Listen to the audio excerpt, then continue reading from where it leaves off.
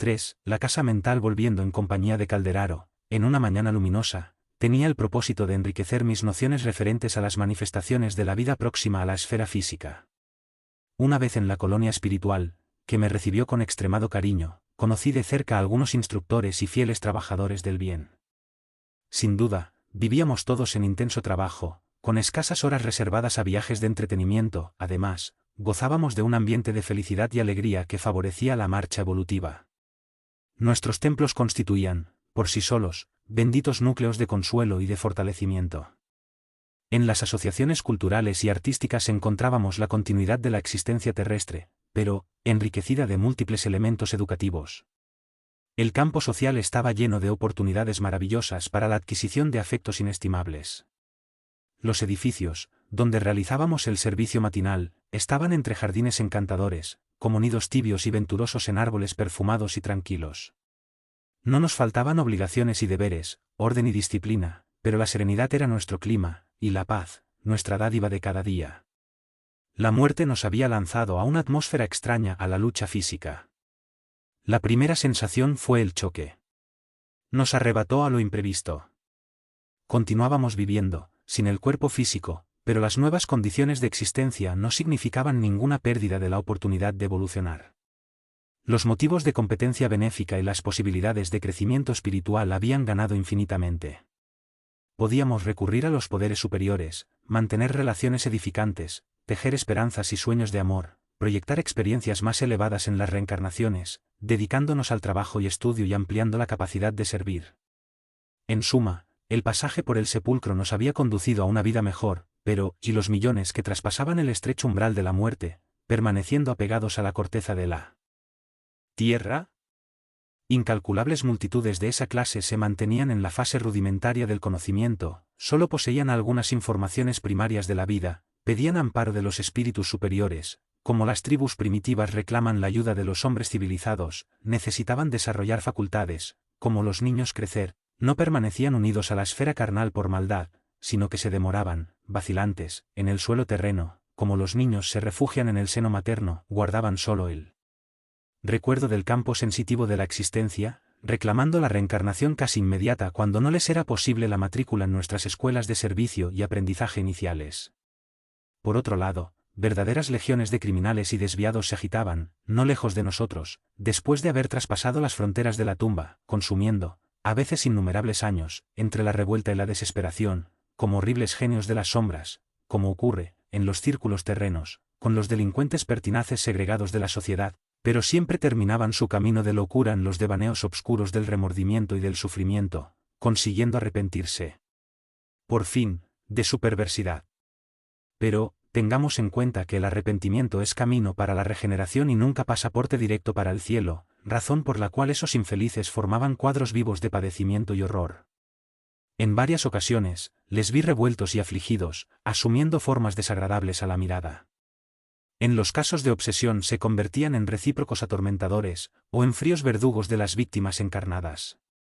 Cuando estaban errantes o limitados a los valles de castigo, aterraban siempre, por los espectáculos de dolor y miseria sin límite. Pero hay que convenir, que ellos, los desventurados, y nosotros, que continuábamos trabajando a ritmo normal, habíamos atravesado puertas idénticas. Tal vez, en muchos casos, incluso abandonamos el cuerpo físico bajo análogas dolencias. Considerando esto, y conociendo la divina ley, que no concede paraísos de favor, ni establece infiernos eternos, me angustiaba al contemplar las inmensas filas de infortunados. Efectivamente, había identificado a muchos de ellos en las cámaras rectificadoras de múltiples instituciones de beneficencia, sin embargo, situados en la zona de amparo fraternal, presentaban a su favor síntomas de mejoría en cuanto al reconocimiento de sus propios errores o a los créditos espirituales que gozaban, gracias a ciertas fuerzas intercesoras.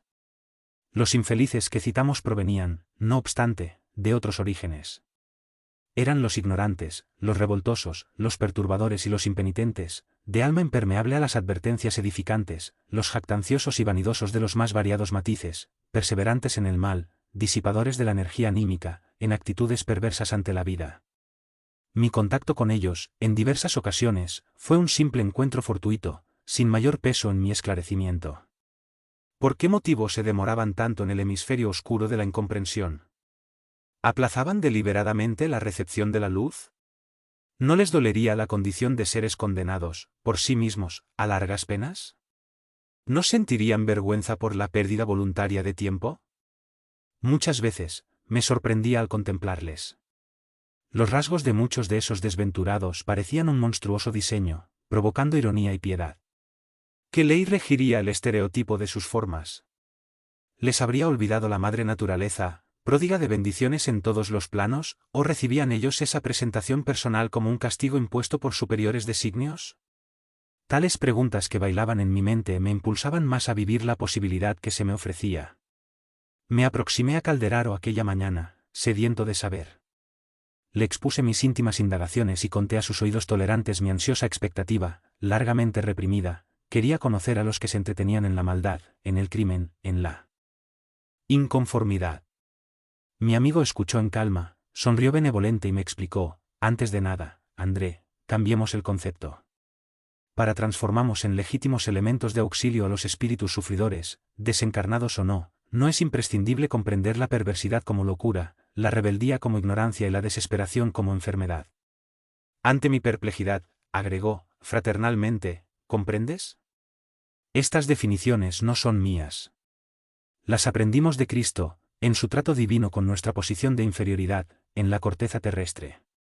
Pensé que el instructor se iba a extender en una exposición relativa al asunto, con preciosas referencias y comentando experiencias personales. Nada de esto ocurrió. Calderaro me informó con sencillez: la ceguera del espíritu es fruto de la espesa ignorancia en manifestaciones primarias o de la obnubilación de la razón en los estados de envilecimiento del ser. Nuestro interés, en el socorro a la mente desequilibrada, es analizar este último aspecto de la sombra que pesa sobre sus almas. Siendo así, es necesario que sepas algunas cosas de la locura en el ámbito de la civilización. Para esto, conviene que estudiemos, más detenidamente, el cerebro del hombre encarnado y del hombre desencarnado en posición de falta de armonía, por estar ahí situado el órgano de manifestación de la actividad espiritual. Desearía continuar oyéndole en las explicaciones claras y convincentes, que fluían de sus labios, pero Calderaro se calló para afirmar: pasados algunos instantes, no dispongo de mucho tiempo para hablar sobre una materia ajena a mis servicios, pero lucharemos juntos, convencidos que, trabajando en las buenas obras, aprenderemos siempre la ciencia de la elevación. Sonrió, fraternalmente, y dijo: la palabra invertida en servicios del bien es cimiento divino para realizaciones inmortales. Conversaremos, pues, sirviendo a nuestros semejantes de modo sustancial, y nos será más provechoso. Me quedé en silencio. Pocos minutos después, acompañándole, penetré en un gran hospital terrestre y nos detuvimos ante el lecho de un enfermo, a quien el asistente debía ayudar. Abatido y pálido, se mantenía unido a una deplorable entidad de nuestro plano, en míseras condiciones de inferioridad y de sufrimiento. El enfermo, aunque estaba casi inmóvil, acusaba una fuerte tensión nerviosa, sin percibir, con los ojos físicos, la presencia del compañero de siniestro aspecto.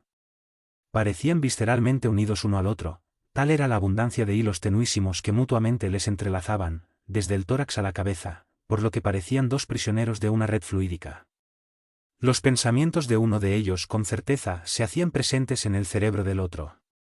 Las conmociones y sentimientos se permutaban entre ambos con matemática precisión. Espiritualmente, estaban, continua y perfectamente identificados entre sí. Observaba, admirado, el flujo de vibraciones mentales comunes. Me disponía a comentar el fenómeno, cuando Calderaro, percibiendo mi intención, se adelantó, recomendando: examina el cerebro de nuestro hermano encarnado. Me concentré en la contemplación del delicado aparato, centralizando toda mi capacidad visual, para, de ese modo, analizarlo interiormente. El envoltorio craneal, ante mis poderes visuales intensificados, no presentaba resistencia. Como había observado otras veces, allí estaba el complicado departamento de la producción mental, como un laboratorio de los más complejos y menos accesibles. Las circunvoluciones separadas entre sí, reunidas en lóbulos, igualmente distanciados unos de los otros por las fisuras, me daban la idea de un aparato eléctrico, casi impenetrable para los hombres. Comparando los dos hemisferios, recordé las definiciones de la terminología clásica, y pasé largos minutos analizando las disposiciones especiales de los nervios y las características de la sustancia cenicienta. La voz de mi orientador quebró el silencio, exclamando: inopinadamente, observa la señalización. Asombrado, noté, por primera vez, que las irradiaciones emitidas por el cerebro contenían diferencias esenciales. Cada centro motor se mostraba con diversas peculiaridades, a través de las fuerzas radiantes. Descubrí, sorprendido, que toda la región cerebral, por las señales luminosas, se dividía en 3 regiones distintas. En los lóbulos frontales, las zonas de asociación eran casi brillantes. De la corteza motora, hasta la extremidad de la médula espinal, la claridad disminuía, para volverse aún más débil en los ganglios básicos. Ya llevaba algunos minutos en la contemplación de las células nerviosas, cuando el asistente me aconsejó: examinaste el cerebro del compañero encarnado, observa, ahora, el mismo órgano en el amigo desencarnado que le influencia directamente. La entidad, que no se daba cuenta de nuestra presencia, en virtud del círculo de vibraciones bajas en que se mantenía, fijaba toda la atención en el enfermo, recordando la sagacidad de un felino vigilando la presa. Observé una extraña herida en su región torácica, y me disponía a investigar la causa, sondeando los pulmones, cuando Calderaro me dijo: trataremos la llaga en el trabajo de asistencia. Concentra la visión en el cerebro. Transcurridos algunos momentos, concluí que, apartando la configuración de las piezas y el ritmo vibratorio, tenía bajo mis ojos 2 cerebros casi idénticos. Difería el campo mental del desencarnado, revelando alguna superioridad en el terreno de la sustancia, que, en el cuerpo periespiritual, era más suave y menos oscura. Tuve la impresión que, si lavásemos, por dentro, el cerebro del amigo estirado en el lecho, retirando ciertos corpúsculos más pesados, sería casi igual, en esencia, al de la entidad que yo mantenía bajo examen. Las divisiones luminosas eran en todo análogas. Más luz en los lóbulos frontales, menos luz en la corteza motora y casi ninguna en la médula espinal, donde las irradiaciones se hacían difusas y opacas. Interrumpí el estudio comparativo, después de una cuidadosa investigación, y miré a Calderaro en silenciosa interrogación. El servicial mentor dijo, sonriente: después de la muerte física, lo que hay más sorprendente para nosotros es el reencuentro de la vida. Aquí aprendemos que el organismo periespiritual que nos condiciona en materia más suave y más plástica, después del sepulcro, es fruto igualmente del proceso evolutivo. No somos creaciones milagrosas, destinadas al adorno de un paraíso de cartón. Somos hijos de Dios y herederos de los siglos, conquistando valores, de experiencia en experiencia, de milenio en milenio. No hay favoritismo en el templo universal del Eterno, y todas las fuerzas de la creación se perfeccionan en el infinito. La crisálida de conciencia, que reside en el cristal rodando en la corriente del río, se halla ahí en proceso liberatorio. Los árboles que a veces se levantan centenas de años, soportando los golpes del invierno y calentados después por las caricias de la primavera, están conquistando la memoria. La tigresa lamiendo a los hijitos recién nacidos, aprende rudimentos del amor. El simio, chillando, organiza la facultad de la palabra. En verdad, Dios creó el mundo, pero nosotros nos conservamos aún lejos de la obra completa. Los seres que habitan el universo transpiraron sudor por mucho tiempo, para hacerlo bello. Así es también la individualidad. Somos creación del autor divino, y debemos perfeccionarnos integralmente. El Padre Eterno estableció como ley universal que la perfección sea obra de la cooperación entre Él y nosotros, sus hijos. El mentor guardó silencio por unos instantes, sin que tuviese el ánimo suficiente para aportar ningún comentario a sus elevados conceptos. Inmediatamente después, me indicó la médula espinal y continuó: creo inútil cualquier alusión a los trabajos primordiales de nuestro largo drama de vida evolutiva. Desde la ameba en la frialdad del agua del mar, hasta el hombre, venimos luchando, aprendiendo y seleccionando invariablemente. Para adquirir movimientos y músculos, facultades y raciocinios, experimentamos la vida y por ella fuimos experimentados durante millares de años. Las páginas de la sabiduría hindú son escritos de ayer, y el Evangelio de Jesucristo es materia de hoy, comparados a los milenios vividos por nosotros, en la jornada progresiva. Después de hacer un significativo gesto con su mano, prosiguió: en el sistema nervioso, tenemos el cerebro inicial, centro de los movimientos instintivos y sede de las actividades subconscientes. Imaginémosle como el almacén de la individualidad, donde archivamos todas las experiencias y registramos los menores hechos de la vida. En la región de la corteza motora, zona intermedia entre los lóbulos frontales y los nervios, tenemos el cerebro desarrollado, que sustenta las energías motoras de las que se sirve nuestra mente para las manifestaciones imprescindibles en el actual momento evolutivo de nuestro modo de ser. En los planos de los lóbulos frontales, todavía silenciosos para la investigación científica del mundo, yacen materiales de orden sublime, que conquistaremos gradualmente, en el esfuerzo de ascensión, representando la parte más noble de nuestro organismo divino en evolución. Me extasiaban estas explicaciones sencillas y admirables. Calderaro era un educador de la más elevada estirpe. Enseñaba sin cansar y sabía conducir al aprendiz a conocimientos profundos sin ningún sacrificio por parte del alumno. Pensaba esto cuando prosiguió: después de un breve intervalo, no podemos decir que poseemos tres cerebros simultáneamente. Tenemos solo uno que se divide en tres regiones distintas. Tomémosle como si fuera un castillo de tres plantas. En la primera situamos la residencia de nuestros impulsos automáticos, simbolizando el resumen viviente de los servicios realizados. En la segunda localizamos el domicilio de las conquistas actuales, donde se levantan y consolidan las cualidades nobles que estamos edificando. En la tercera, tenemos la casa de las nociones superiores, indicando las culminaciones que nos corresponden alcanzar. En una residen el hábito y el automatismo, en otra, el esfuerzo y la voluntad, y en la última se encuentran el ideal y la meta superior a ser alcanzada. Distribuimos, de este modo, en las tres plantas, el subconsciente, el consciente y el superconsciente. Como vemos, poseemos, en nosotros mismos, el pasado, el presente y el futuro. Después de una pausa más larga, pensé para mí, según mi antigua costumbre de investigar, las preciosas explicaciones que había oído no podrían ser más sencillas ni lógicas. Pero, ¿el cerebro de un desencarnado sería también susceptible de enfermar? Sabía yo que la sustancia cenicienta, en el mundo carnal, podía ser acometida por tumores, por la debilidad o la hemorragia, pero en la esfera nueva, a que la muerte me había conducido, ¿qué fenómenos mórbidos asediarían a la mente? Calderaro registró mis preguntas y me aclaró: no veremos aquí las molestias físicas propiamente dichas. ¿Quién acompaña, como nosotros, desde hace mucho tiempo, a los psiquiatras verdaderamente consagrados al bien del prójimo, conoce a la saciedad que todos los títulos de gratitud humana son pocos ante el apostolado de un Paul Broca, que identificó la enfermedad del centro de la palabra, o de un Wagner Jourel, que se dedicó a la cura de la parálisis, persiguiendo a la espiroqueta de la sífilis, hasta encontrarla en lo recóndito de la materia gris, perturbando las zonas motoras.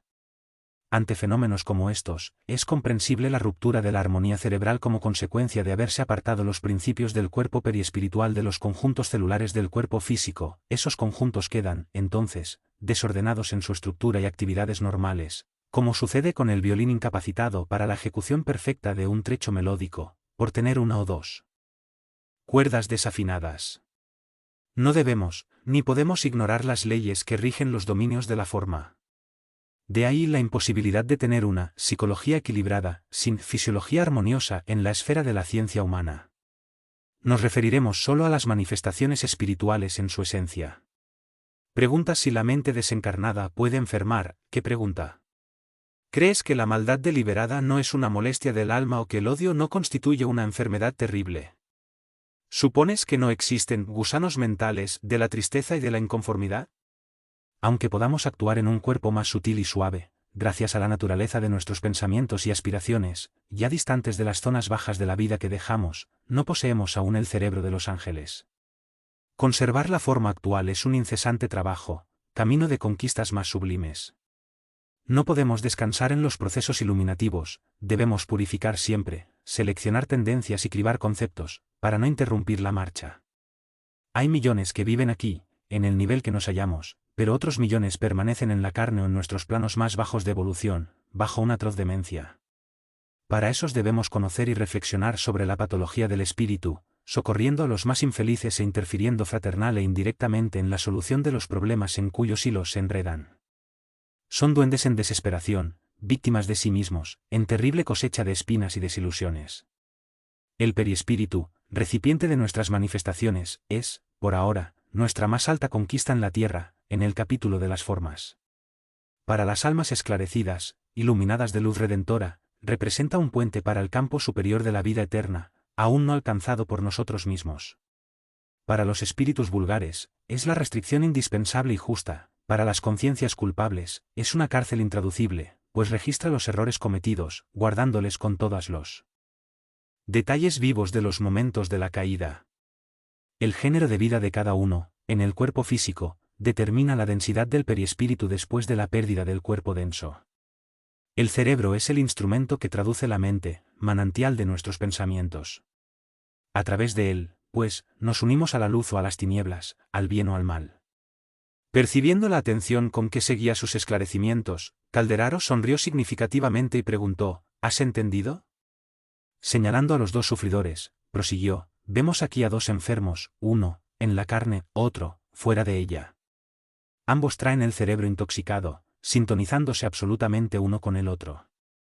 Espiritualmente, cayeron del tercer piso, donde situamos los conceptos superiores, y, entregándose al relajamiento de la voluntad, pasaron del segundo piso, sede del esfuerzo propio, perdiendo una valiosa oportunidad de volverse a levantar, y cayeron, de esta forma, en la esfera de los impulsos instintivos, donde se archivan todas las experiencias de la animalidad anterior. Ambos detestan la vida, se odian recíprocamente, se desesperan, emiten ideas de tormento, de aflicción, de venganza. En suma, están locos, aunque el mundo no identifique su desequilibrio, que se produce en el interior del perispíritu. Me disponía a hacer una larga lista de preguntas alusivas a los dos personajes en cuestión, pero el instructor inició el servicio de asistencia directa, imponiendo su diestra en el lóbulo frontal izquierdo del enfermo encarnado, me habló, afable, espera un poco para tus preguntas, amigo mío. Cálmate. Mientras trabajamos te explicaré todo lo que esté al alcance de mis conocimientos. 4. Estudiando el cerebro con su mano fraternal sobre la frente del enfermo, para transmitirle vigorosos fluidos de vida renovadora, Calderaro me explicó, hace 20 años, aproximadamente, este amigo mató a su actual verdugo. Inicié el servicio de asistencia, hace solo 3 días, no obstante, ya me enteré de su conmovedora historia. Dirigió una compasiva mirada al verdugo desencarnado y prosiguió, trabajaban juntos, en una gran ciudad, en el comercio de baratijas. El homicida era empleado de la víctima, desde la infancia, y, alcanzada la mayoría de edad, exigió del jefe, que era su tutor, el pago de varios años de servicio. El patrón se negó alegando las fatigas que había sufrido para asistirle en la infancia y en la juventud. Le daría una ventajosa posición en el negocio y le concedería intereses sustanciales, pero no le pagaría un centavo en lo referente al pasado. Hasta ese momento le había considerado un hijo, que además reclamaba asistencia continua. Estalló una fuerte discusión entre ambos. Palabras rudas, intercambiadas entre vibraciones de cólera, inflamaron el cerebro del joven, que, en un rapto de ira, le asesinó dominado por una furia salvaje. Pero, antes de huir del local, el criminal corrió a la caja, donde había mucho dinero, retiró el importe al que se suponía con derecho, dejando intacto el resto, lo que despistaría más tarde a la policía. Efectivamente, a la mañana siguiente fue al negocio, donde la víctima vivía mientras la familia estaba de vacaciones en el campo, y, fingiendo preocupación ante las puertas cerradas, invitó a un guardia a que le acompañase, para que abriesen ambos una de las cerraduras. En pocos momentos, se esparcía la noticia del crimen. No obstante, la justicia humana, despistada por la habilidad del delincuente, no consiguió solucionar el caso. El asesino fue muy cuidadoso en salvaguardar los intereses del muerto. Mandó bloquear cuentas y efectuó inventarios laboriosos. Requirió el amparo de las autoridades legales para un minucioso examen de la situación. Fue un verdadero abogado de la viuda y de los hijos del tutor fallecido, que, gracias a su labor, recibieron una sustanciosa herencia. Lo hizo todo como si el desencarnado fuese su padre. Terminado esto, sin que los aparatos judicial y policial pudiesen resolver el enigma, se fue, discretamente, hacia un gran centro industrial, donde invirtió los recursos económicos en actividades lucrativas. El instructor, con un brillo diferente en la mirada, hizo una pequeña pausa y añadió, consiguió engañar a los hombres, pero no a sí mismo. La entidad desencarnada, concentrando su mente en la idea de venganza, le siguió, perseverante. Se aferró a su perispíritu, como lo hace la hiedra sobre un muro. El homicida hizo todo para atenuar el asedio constante. Se volcó en las empresas materiales, deseando olvidarse de sí mismo y poniendo en práctica iniciativas que le hicieron enormemente rico. Observando que su riqueza no disminuía su intranquilidad y sufrimiento inconfesables, se dio prisa en casarse, deseando apaciguar su conciencia. Desposó a una joven de alma extremadamente elevada en la zona superior de la vida humana, que le dio 5 hijitos encantadores. En el clima espiritual de la mujer escogida, consiguió el equilibrio en cierta forma, aun cuando la víctima no se apartase de él. Hubo ocasiones en que se sumergía en las más crueles depresiones nerviosas, asaltado por extrañas pesadillas a los ojos de los familiares, pero siempre resistía, amparado, hasta cierto punto, por las amistades que disponía la esposa, desde hacía mucho, en nuestros planos. Pero si las leyes humanas corren parejas a los fallos de los hombres encarnados, las leyes divinas jamás se engañan. Conservando las fuerzas tenebrosas acumuladas en su destino, desde la noche del asesinato, nuestro desventurado amigo mantuvo en su interior todas las impresiones destructoras recogidas en el instante de la caída. Le repugnaba una confesión pública del crimen, que, de cierto modo, podría haber mitigado su angustia, liberando las energías nefastas que tenía guardadas. A esa altura de la narrativa, Calderaro se calló. Tocó la zona de la corteza y prosiguió: la mente criminal, asediada por la presencia invariable de la víctima, perturbando su memoria, se fijó en la región intermedia del cerebro, porque el dolor del remordimiento no le permitía un fácil acceso a la esfera superior del perispíritu, donde los principios más nobles del ser mantienen el santuario de manifestaciones de la conciencia divina. Aterrorizado por los recuerdos, sufría un irreprimible pavor en base a los juicios de la conciencia. Por otra parte, cada vez más interesado en asegurar la felicidad de la familia, su único oasis en el desierto hirviente de los horribles recuerdos, el infeliz, respetado por la posición social que el dinero le confería, se refugió en una actividad febril e ininterrumpida. Viviendo mentalmente en la región intermedia del cerebro, casi exclusivamente, solo sentía tranquilidad actuando y trabajando, de cualquier manera, incluso desordenadamente. Intentaba la fuga a través de todos los medios a su alcance. Se acostaba, extenuado por la fatiga del cuerpo, y se levantaba al día siguiente, abatido y cansado de pelear inútilmente con el perseguidor invisible, en las horas del sueño. En consecuencia, provocó el desequilibrio del perispíritu, lo que se reflejó en la zona motora, implantando el caos orgánico. Hizo un movimiento con el índice y destacó: observa los centros corticales. Contemplé, admirado, aquel maravilloso mundo microscópico.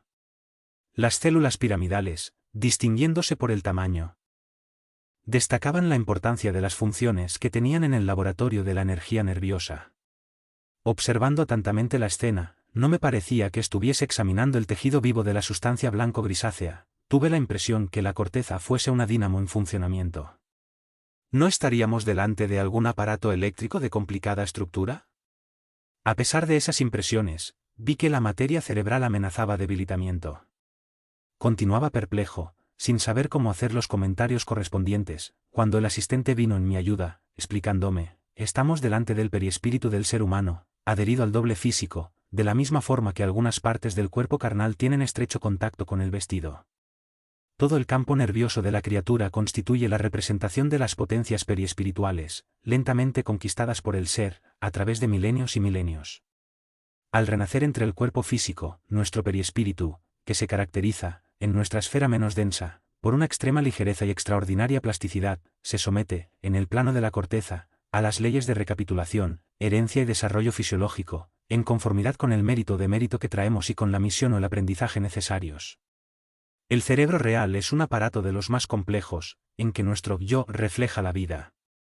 A través de él, sentimos los fenómenos exteriores según nuestra capacidad receptiva, que es determinada, por la experiencia, por eso, varía, de criatura a criatura, en virtud de la multiplicidad de los niveles en la escala evolutiva.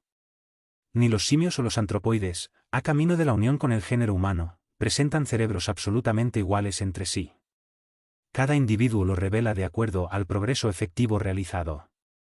El salvaje presenta un cerebro periespiritual con vibraciones muy diferentes de las del órgano del pensamiento en el hombre civilizado. Bajo este punto de vista, el cerebro de un santo emite ondas que se distinguen de las de un científico. La ciencia oficial, en la corteza planetaria, se apega al concepto de la forma física, en tránsito hacia las transformaciones de la enfermedad, de la vejez o de la muerte. Aquí, sin embargo, examinamos el organismo que modela las manifestaciones del campo físico, y reconocemos que todo el sistema nervioso es de un orden sublime. La célula nerviosa es una entidad de naturaleza eléctrica, que diariamente se nutre del combustible adecuado. Hay neuronas sensitivas, motoras, intermedias y reflejas. Existen las que reciben las sensaciones exteriores y las que recogen las impresiones de la conciencia. En todo el cosmos celular se agitan interruptores y conductores, elementos de emisión y de recepción. La mente es la orientadora de ese universo microscópico, en que billones de corpúsculos y energías multiformes se consagran a su servicio.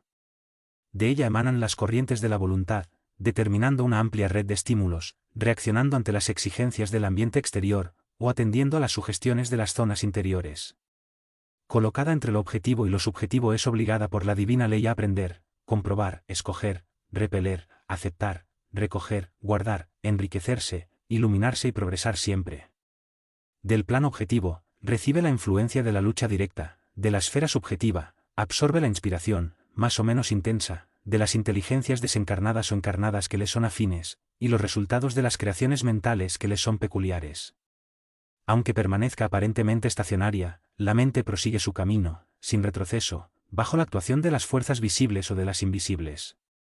Al hacer una pausa en la explicación, se me ocurrieron innumerables e ininterrumpidas asociaciones de ideas. ¿Cómo interpretar todas las revelaciones de Calderaro? ¿Las células del cuerpo no tenían características propias? ¿No eran personalidades infinitesimales, reunidas en conjuntos en los órganos, pero casi libres en sus manifestaciones? ¿Eran quizás dobles de las células espirituales? ¿Cómo conciliar esa teoría con la liberación de los microorganismos, después de la muerte del cuerpo? Y, si así fuese, ¿no debería la memoria del hombre encarnado librarse del olvido temporal del pasado? El instructor percibió mis preguntas inarticuladas, porque prosiguió, sereno, como respondiéndome: conozco tus objeciones. Yo también las formulé en otro tiempo, cuando todo era novedoso para mí. Pero, hoy puedo decirte, que, si existe la química fisiológica, tenemos también la química espiritual, como poseemos la orgánica y la inorgánica, existiendo una extrema dificultad para definir sus puntos de acción independiente. Es casi imposible determinar la frontera divisoria, ya que el espíritu más sabio no se animaría a localizar, con afirmaciones dogmáticas, el punto donde termina la materia y comienza el espíritu. En el cuerpo físico, se diferencian las células de manera sorprendente. Presentan unos tipos en el hígado, otros en los riñones e incluso otros en la sangre. Se modifican infinitamente, surgen y desaparecen, por millares, en todos los dominios de la química orgánica, propiamente dicha. En el cerebro, sin embargo, se inicia el imperio de la química espiritual. Las células, ahí, son difícilmente sustituibles. El paisaje delicado y superior es siempre el mismo, porque el trabajo del alma requiere fijación, aprovechamiento y continuidad.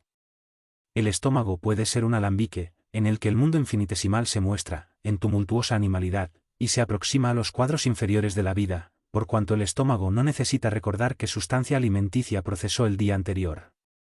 Pero, el órgano de expresión mental, reclama elementos químicos de tipo sublimado, por alimentarse de experiencias que deben ser registradas, archivadas y recordadas siempre que sea oportuno o necesario. Interviene, entonces, la química superior, dotando al cerebro del material insustituible en muchos departamentos de su laboratorio íntimo. El asistente calló por algunos segundos, como para darme tiempo para reflexionar. Enseguida, continuó: realmente, no hay ningún misterio en eso. Volvamos a nuestros ancestros en la evolución. El principio espiritual se refugió en el seno tibio de las aguas, a través de los organismos celulares, que se mantenían y se multiplicaban por escisiparidad. En millares de años, hizo largo viaje en la esponja, pasando a dominar células autónomas, imponiéndoles el espíritu de obediencia y de colectividad en la organización primordial de los músculos. Experimentó largo tiempo, antes de ensayar las bases del aparato nervioso, en la medusa, en el gusano y en el batracio, arrastrándose para emerger del fondo oscuro y lodoso de las aguas, para comenzar las primeras experiencias, al sol meridiano. ¿Cuántos siglos consumió, revistiendo formas monstruosas, puliéndose, aquí y allí, ayudado por la interferencia indirecta de las inteligencias superiores? Imposible responder, por el momento. Mamó el seno abundante de la tierra, evolucionando sin parar, a través de milenios, hasta la región más alta, donde consiguió elaborar su propio alimento. Calderaro fijó en mí una significativa mirada y preguntó: ¿lo comprendes ahora? Ante el asombro de las nuevas ideas que asaltaban mi imaginación, impidiéndome el minucioso examen del asunto, el esclarecido instructor sonrió y continuó: por más esfuerzo que empleemos por simplificar la exposición de este delicado tema, siempre causa perplejidad. Quiero decir, André, que el principio espiritual, desde el oscuro momento de la creación, camina sin detenerse hacia adelante. Se alejó del lecho oceánico, alcanzó la superficie de las aguas protectoras, se movió en dirección al barro de las orillas, se debatió en el charco, llegó a la tierra firme, experimentó en el bosque abundantes formas representativas, se levantó del suelo. Contempló los cielos, Después de largos milenios, durante los cuales aprendió a procrear, alimentarse, escoger, recordar y sentir, conquistó la inteligencia. Viajó del simple impulso hacia la irritabilidad, de la irritabilidad hacia la sensación, de la sensación hacia el instinto, del instinto hacia la razón. En ese penoso desfile, transcurrieron innumerables milenios sobre nosotros. Estamos, en todas las épocas, abandonando esferas inferiores, para escalar las superiores. El cerebro es el órgano sagrado de manifestación de la mente, en tránsito de la animalidad primitiva hacia la espiritualidad humana. El instructor me acarició suavemente, como compañero experto en el estudio estimulando al humilde aprendiz, y agregó, en síntesis, el hombre de las últimas decenas de siglos representa a la humanidad victoriosa, emergiendo de la bestialidad primaria. De esta condición participamos nosotros, los desencarnados, en número de muchos millones de espíritus pesados, al no haber aligerado todavía el contenido de inferior calidad de nuestro periespíritu. Eso es lo que nos impulsa a vivir, después de la muerte física, en formaciones afines, en sociedades realmente avanzadas, pero semejantes a las terrestres. Oscilamos entre la liberación y la reencarnación perfeccionándonos, puliéndonos, progresando, hasta conseguir, por el refinamiento propio, el acceso a expresiones sublimes de la vida superior, que aún no nos es dado comprender. En los dos lados de la existencia, en que nos movemos y donde se encuentran el nacimiento y la muerte del cuerpo físico, como puertas de comunicación, el trabajo constructivo es nuestra bendición, y nos prepara para el futuro divino.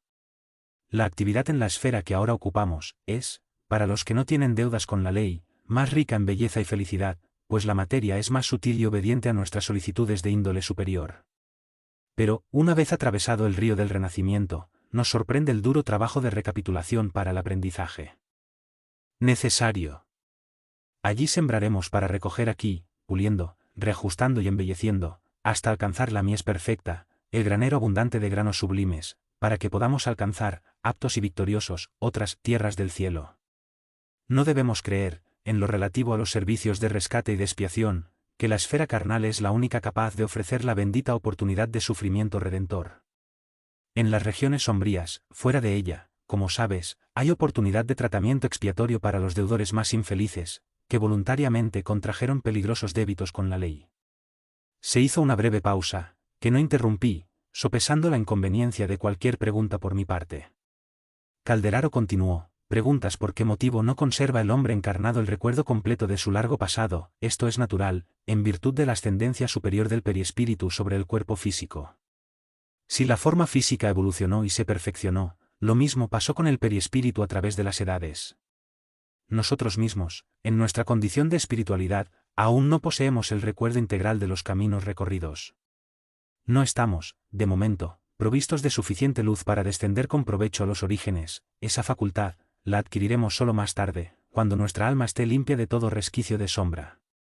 Sin embargo, comparando nuestra situación con el estado menos lúcido de nuestros hermanos encarnados, no debemos olvidar que los nervios, la corteza motora y los lóbulos frontales, que examinamos ahora, son solo puntos de contacto entre el periespíritu y el cuerpo físico, ambos indispensables para el trabajo de enriquecimiento y crecimiento del ser eterno. En palabras más comprensibles, son respiraderos de los impulsos, experiencias y nociones elevadas de la personalidad real que no se extinguen al desencarnar, y que no soportarían la carga de una doble vida. Por eso, y atendiendo a los deberes impuestos a la conciencia en el día a día, desempeñan una función amortiguadora, son filtros que actúan benéficamente para que el alma encarnada trabaje y evolucione. Más allá de esto, nacimiento y muerte, en la esfera carnal, para la generalidad de las criaturas son choques biológicos, imprescindibles a la renovación. En realidad, no existe el olvido total en la corteza terrestre, ni la recuperación inmediata de la memoria en los planos de la existencia que siguen al plano físico. Todos los hombres conservan tendencias y facultades, que equivalen a un recuerdo del pasado, y no todos, al desencarnar, pueden disponer, de repente, de sus recuerdos. El que se ha materializado demasiado, permaneciendo en un bajo patrón vibratorio en el plano físico, no puede volver a encender de pronto la luz de la memoria. Tardará tiempo en deshacerse de las pesadas vibraciones que mantuvo. Dentro de la vida física humana es indispensable que las neuronas efectúen una labor de contención más o menos intensa, para que el flujo de los recuerdos no interfiera con el esfuerzo del alma encarnada, empeñada en nobles objetivos de evolución o de rescate, perfeccionamiento o ministerio sublime. debemos saber que aquí nuestra mente actúa en el perispíritu con poderes mucho más extensos, gracias a la especial naturaleza y elasticidad de la materia de que está revestido nuestro cuerpo astral. Pero a pesar de todo, en nuestro plano no nos evita las manifestaciones densas, las caídas lamentables o los trastornos enfermizos, porque la mente, el señor del cuerpo, incluso aquí, es accesible al vicio, al relajamiento y a las pasiones ruinosas. En el intervalo que se hizo a continuación, me arriesgué a preguntar, ¿cómo interpretar, de una manera sencilla, las 3 regiones de vida cerebral a la que nos referimos? El compañero no se hizo de rogar y respondió: nervios, zona motora y lóbulos frontales, en el cuerpo físico, traduciendo impulsividad, experiencia y nociones superiores del alma, constituyen áreas de fijación de la mente encarnada o desencarnada. La demora excesiva en una de esas áreas, con sus consecuentes acciones, determina el destino del individuo. La criatura estacionada en la región de los impulsos se pierde en un laberinto de causas y efectos, desperdiciando tiempo y energía. Quien se entrega, de modo absoluto, al esfuerzo mecánico, sin consultar el pasado y sin establecer bases para el futuro, mecaniza la existencia, retirando de ella la luz edificante. Los que se refugian exclusivamente en el templo de las nociones superiores sufren el peligro de la contemplación sin las obras, de la meditación sin trabajo y de la renuncia sin provecho. Para que nuestra mente prosiga en dirección de lo alto, es indispensable que se equilibre, valiéndose de las conquistas pasadas, para orientar los servicios presentes, y amparándose, al mismo tiempo, en la esperanza que fluye, cristalina y bella, de la fuente superior del idealismo elevado. A través de esa fuente puede captar del plano divino las energías restauradoras, construyendo así el futuro santificante. Y, como nos encontramos indisolublemente ligados a los que se afinan con nosotros, en obediencia a los designios universales, cuando nos desequilibramos, por el exceso de fijación mental, en una de las mencionadas áreas, entramos en contacto con las inteligencias encarnadas o desencarnadas que están en condiciones análogas a las nuestras. El instructor, con aire fraternal, dijo: ¿has comprendido? Respondí afirmativamente, poseído de sincera alegría porque por fin había asimilado la lección. Calderaro realizó pases magnéticos sobre el cráneo del enfermo, envolviéndole en fluidos benéficos, y me dijo, después de una larga pausa: tenemos aquí 2 amigos con la mente fijada en el área de los instintos primarios. El encarnado, después de reiteradas vibraciones en el campo del pensamiento, en fuga de los recuerdos y del remordimiento, arruinó los centros motores, desorganizando también el sistema endocrino y perturbando los órganos vitales. El desencarnado invirtió todas sus energías en alimentar la idea de venganza, permaneciendo en el odio en el que se mantiene haciendo oídos sordos a la razón y al altruismo. Otra sería la situación de ambos si olvidasen la caída, levantándose a través del trabajo constructivo y el entendimiento fraternal, por medio del perdón legítimo. El asistente dejó percibir un nuevo brillo en sus ojos y agregó: según comprobamos, Jesucristo tenía sobradas razones recomendándonos el amor a los enemigos y la oración por los que nos persiguen y calumnian. Esto no es una simple virtud, sino el principio científico de liberación del ser, del progreso del alma, de la amplitud espiritual. En el pensamiento residen las causas. Tiempos vendrán, en que el amor, la fraternidad y la comprensión, definiendo estados del espíritu, serán tan importantes para la mente encarnada como el agua y el pan. Es cuestión de tiempo. Hay que esperar siempre el bien, con el optimismo divino. La mente humana, en general, asciende para el conocimiento superior, a pesar que a veces, parezca lo contrario. Calderaro se mantuvo un tiempo realizando vigorosas irradiaciones magnéticas, sobre la cabeza y la espina dorsal del enfermo, estableciendo en ellas el reposo porque, en breve, el doliente, antes torturado, se abandonaba al sueño tranquilo, como si estuviese bajo el efecto de una suave anestesia. Al poco tiempo, se encontraba en nuestro plano, temporalmente alejado del cuerpo físico, lleno de pavor ante el verdugo implacable, que se mantenía sentado, impasible, en una de las esquinas de la cama. Comprobé que el enfermo no notaba nuestra presencia, al igual que el verdugo, que se encontraba a la expectativa. Pensé que el asistente les iba a adoctrinar, pero Calderaro guardó absoluto silencio. No me pude contener y le pregunté: ¿por qué no socorrerles con palabras de esclarecimiento? El enfermo me parecía afligido. Mientras el perseguidor se levantaba, más agresivo. ¿Por qué no detener el brazo cruel que amenazaba a un infeliz? ¿No sería justo impedir cualquier ataque, que acarrearía consecuencias imprevisibles al compañero hospitalizado? El instructor me oyó, sereno, y respondió: sería una conversación en vano, André, porque aún no sabemos amarles como si fuesen nuestros hermanos o nuestros hijos.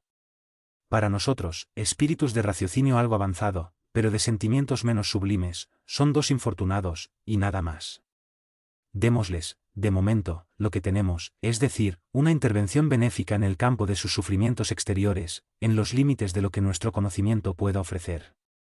Miró hacia la puerta más cercana y dijo, pero, no olvidamos la ayuda. La hermana Cipriana, orientadora de los servicios de socorro del grupo en el que coopero, no puede tardar. Pasaron algunos instantes más, en los que el verdugo y la víctima intercambiaron palabras amargas, y el abnegado mentor prosiguió, ¿te acuerdas de Depuisegur?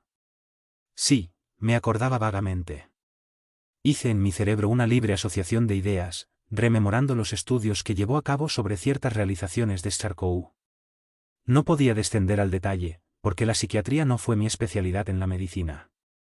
Calderaro explicó, Depuisegur fue de los primeros magnetizadores que encontraron el sueño revelador, en el que era posible conversar con el paciente en otro estado de la conciencia que no es el común. Desde entonces, el descubrimiento impresionó a los psicólogos, con ello, surgió una nueva terapia para el tratamiento de las molestias nerviosas y mentales. Pero, para nosotros, en este plano, el fenómeno es común, diariamente millones de personas adormecen bajo la influencia magnética de amigos espirituales, para ser ayudadas.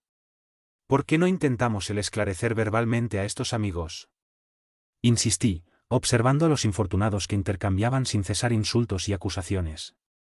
Porque, si el conocimiento ayuda por fuera, solo el amor socorre por dentro, dijo el instructor tranquilamente. Con lo que sabemos rectificamos los efectos en lo posible y solo los que aman consiguen alcanzar las causas profundas.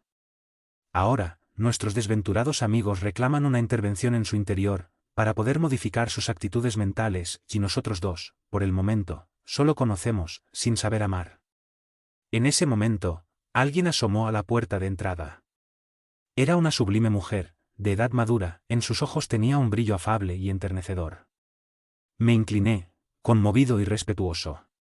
Calderaro me tocó el hombro levemente, murmurando a mi oído, es la hermana Cipriana, portadora del divino amor fraternal, que todavía no adquirimos. 5. El poder del amor. La mensajera se aproximó y nos saludó. Calderaro me presentó atentamente. Miró el triste cuadro y dijo al asistente, te felicito por el socorro que vienes prestando a nuestros infortunados hermanos, en los últimos días. Ahora realizaremos la parte final del servicio, convencidos del éxito. Mi esfuerzo, dijo el interlocutor, humilde, fue muy pequeño, limitándose a simples preparativos. La hermana Cipriana sonrió, afable, y observó, ¿cómo alcanzaríamos el fin sin pasar por el principio? Oh hermana, del conocimiento puede muy poco, comparado con lo mucho que el amor puede siempre. El rostro de Cipriana expresó un gesto, como si las referencias hiriesen profundamente su natural modestia. Ocultando sus propios méritos, dijo, el divino Señor sabe que todavía estoy lejos de lo que dices. Soy frágil e imperfecta, y debo caminar aún infinitamente para adquirir el amor que fortalece y perfecciona. Fijando la mirada firmemente en mi compañero, agregó, estamos en cooperación fraternal en la obra que pertenece al Altísimo. Espero que vosotros estéis en vuestros puestos, realizando la mayor parte del servicio, porque, en cuanto a mí, solo atenderé los sencillos deberes que un corazón materno puede desempeñar. Diciendo esto, se acercó a ambos infelices, poniéndose en actitud de oración. ¿Qué estaría pidiendo a las fuerzas superiores, allí, delante de nosotros, aquella mujer extraordinaria? Sentía, extasiado, su profunda sinceridad y la fiel humildad. La oración, en que se concentró por algunos minutos, se saturaba de sublime poder, ya que, al poco, una suave luz descendía de lo alto sobre su venerable frente. Gradualmente, Cipriana se hacía más bella. Los rayos divinos fluyendo de los manantiales invisibles, la envolvían y transfiguraban por completo. Tuve la impresión que su perispíritu absorbía la maravillosa claridad, impregnándose totalmente con ella. Transcurridos algunos momentos, la rodeaba un halo brillante, cuya santidad sentí un deber respetar. De los ojos, del tórax y de las manos fluían irradiaciones de tibia y suave luz, que no me atemorizaban en absoluto. Estaba hermosa, radiante, como una Madonna de Murillo, en milagrosa aparición. Ante su personalidad transfigurada, casi me postré, tal era la conmoción de aquel minuto inolvidable. No nos dirigió ninguna mirada, quizá, por humildad, en el deseo de ocultar la elevada posición que disfrutaba. extendió las manos hacia los dos desventurados, alcanzándoles con su amoroso magnetismo, y noté, asombrado, que el poder de aquella mujer sublimada modificaba su campo vibratorio. Se sintieron ambos desfallecer, oprimidos por una fuerza que les relajaba. Se miraron recíprocamente con indecible espanto, experimentando el respeto y el temor, presos de una conmoción irreprimible y desconocida. Sus ojos reflejaban, en el silencio, una pregunta angustiosa, cuando la mensajera, acercándose, les tocó suavemente en la región visual. Por mi parte, noté que ambos registraban emociones más fuertes y evidentes. Reconociendo el poder divino del que estaba dotada la emisaria, noté que el enfermo, parcialmente liberado del cuerpo, y el perseguidor implacable pasaron a vernos con indescriptible asombro. Gritaron, dominados por la sorpresa, y por juzgar cada uno de nosotros lo que vemos a través del prisma de nuestros conocimientos y creencias, creyeron que habían sido visitados por la excelsa Madre de Jesús, traducían aquello de acuerdo con las nociones religiosas que el mundo les había inculcado. El enfermo se arrodilló súbitamente, dominado por una irreprimible emoción, y se deshizo en copioso llanto. El otro, sin embargo, aunque perplejo y asombrado, se mantuvo en pie, como si aquella bendición no tuviese que ver con él. «Madre de los cielos», clamó el compañero hospitalizado, llorando convulsivamente, «¿cómo os dignáis visitar al criminal que soy yo? Siento vergüenza de mí mismo, soy un imperdonable pecador, abatido por mi propia miseria, vuestra luz me revela toda la extensión de las tinieblas en que me debato. Apiadaos de mí, señora». Había gran sinceridad y un inmenso dolor, en aquellas palabras de angustia y de arrepentimiento. Los sollozos sofocantes interrumpieron su sentida súplica. Cipriana se acercó a él, con los ojos brillantes y húmedos. Intentó levantarle, pero no consiguió que dejase de estar de rodillas. Seguramente, la piadosa misionera se había informado de todos los detalles necesarios para el éxito de su misión en aquellos minutos, porque, abrazándole maternalmente, le llamó por su nombre, explicándole: «Pedro, hijo mío, no soy quien cree tu alma sensible. Soy simplemente tu hermana en la eternidad, pero, también fui madre en la tierra, y sé cuánto sufres». El enfermo levantó los suplicantes ojos, mirando a través de un espeso velo de lágrimas. Aunque visiblemente animado por las declaraciones oídas, se mantuvo en posición reverente y humilde. «Maté a un hombre», exclamó, desahogándose. La mensajera le acarició el rostro, bañado en llanto, y añadió: «Lo sé». Transcurridos algunos instantes, en que dividía su cariñosa mirada entre el interlocutor y el verdugo, contenido por respeto a reducida distancia, se dirigió al enfermo, intencionadamente, para ser también oída por el compañero vengador: «¿Por qué destruiste la vida de tu hermano, Pedro? ¿Cómo te creíste con fuerzas y derecho para romper la armonía divina?» Dejando percibir que oía sus más íntimos pensamientos, prosiguió: «Suponías hacer justicia por tus propias manos, cuando solo expandías tu cólera aniquiladora. ¿Por qué razón, hijo mío, quisiste equilibrar la vida, provocando la muerte? ¿Cómo conciliar la justicia con el crimen, cuando sabemos que el verdadero justo es el que trabaja y espera en el Padre, el supremo donador de la vida? Hace mucho tiempo que has cometido el homicidio, creyendo que liquidabas la deuda con sangre. Eliminaste el cuerpo de un amigo que se volvió incomprensivo y duro, sin embargo, desde el trágico instante, oyes la conciencia divina, repitiendo la vieja pregunta: «Caín, ¿qué hiciste de tu hermano?». Por favor, no olvide dejar su like, es importante para que el canal siga creciendo y más personas puedan tener acceso a ella. Este canal fue creado sin ánimo de lucro, para llegar a las personas. Es el caso de los deficientes visuales, personas que están en los hospitales, y a todos que necesiten una lectura edificante. Muchas gracias, que la paz del Mestre esté con vosotros.